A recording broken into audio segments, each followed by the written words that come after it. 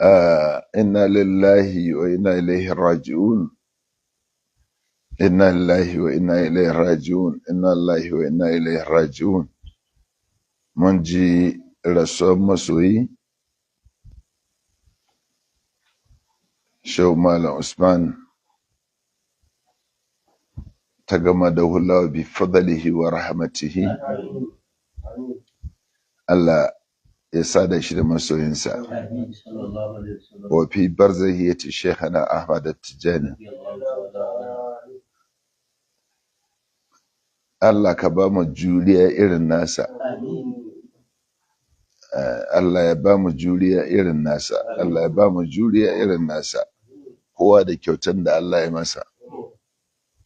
Rawasi shamihat, dutsuna ne a cikin ɗariƙu, dutsuna ne a duniya. An gusar da wani dutsen, to ga wani kuma an gusar da Shehu Dahiru, ga wani kuma Zaria. Wayannan mazaje ne, mazaje ne. Mafiya yawa ba a cika sanin mutane ba sai bayan ba sa nan. Yuraful mar'u inda tarak, ana sanin mutum ne a lokacin me ya bari. Me ya bari, ya yi maganganu akan bayan Allah salihai, wanda wannan tsayuwan an yi ta mar izgilanci, amma ko a jikin shi baya ji baya gani. Irinsu ba su da yawa. Irinsu ba su da yawa.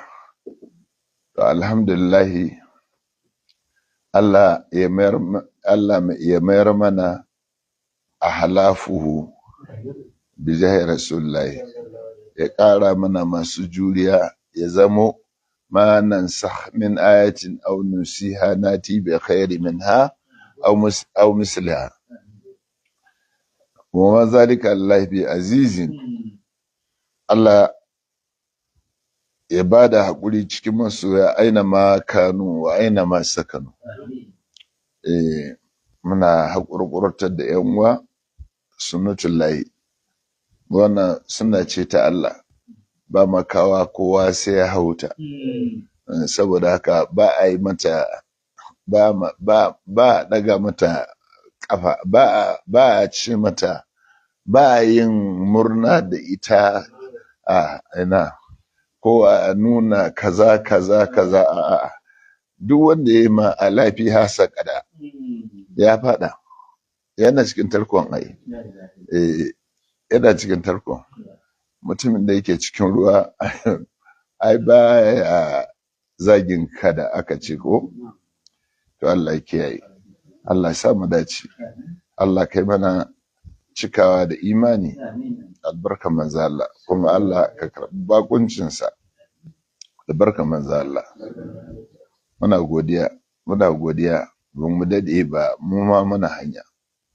Allah ya sa mu cika a cikin wannan ɗariƙar, kuma a karɓe mu cikinta, mu tashi cikinta albarka annabi. Shine gayatin muradina, shine gaya, isa matuƙa kenan mu cikin muradin. Allah ya haɗa mu da Shehu Tijani da Shehu Ibrahim albarka manzo Allah.